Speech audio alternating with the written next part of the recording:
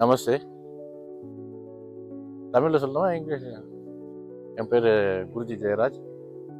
கிட்டத்தட்ட ஒரு 33-35 வருஷமாக இந்த ஆன்மீக பணியில், சேவை பணியில் செயலாற்றிட்டு இருக்கேன்.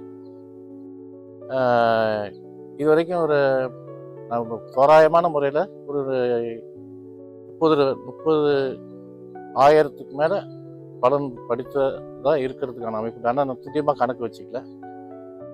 அடுத்தது என்ன சொல்லுவோம், நாடி வந்து யாருக்கு எப்போ யோக திசை வருதோ அந்த யோக திசையில் எந்தெந்த காலகட்டத்தில் எதை பயன்படுத்திக்கணும், எப்படி பயன்படுத்திக்கணும் அப்படிங்கிறத வழிமுறைகளை சொல்லுவோம்.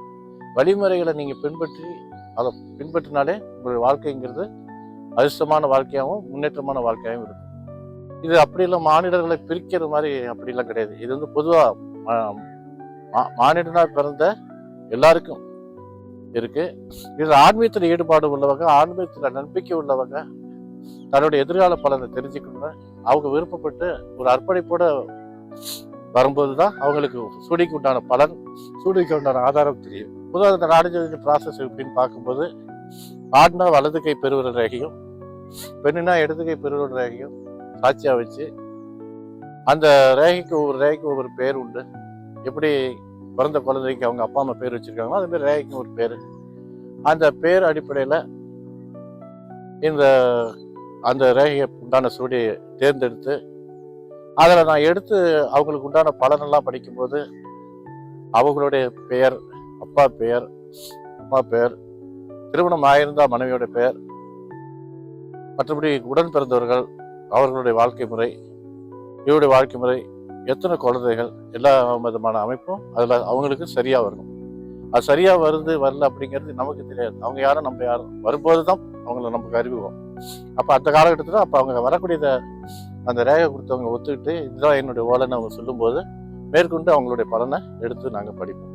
எதுவுமே உடனே முடிக்கிறதுக்கு இது வந்து ஓட்டப்பந்தயத்தினுடைய முடிவோ எதுவும் கிடையாது.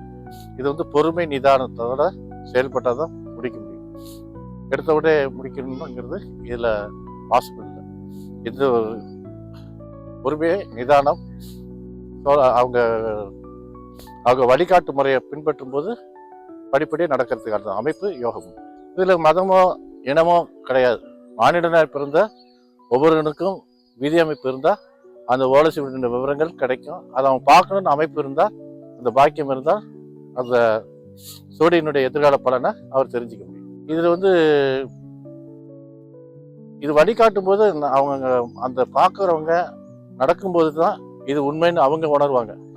பொதுவாக பொருள் தான் இது உண்மைதான் அப்படின்னு சொல்லுவாங்க. இது வந்து பொருள் கிடையாது, வியாபாரம் கிடையாது. ஒரு டெடிகேஷனோட நாங்கள் இந்த தொழிலை செய்யும்போது நாளைக்கு இந்த காலகட்டத்தில் இது நடக்கும்னு சொல்லும்போது, அதை படித்து சொல்லும்போது, அதை மாதிரி சாத்தியங்கள் அவங்களே உணரும் போது தான் அவங்க உண்மைன்னு உணர்வாங்க. நன்றி.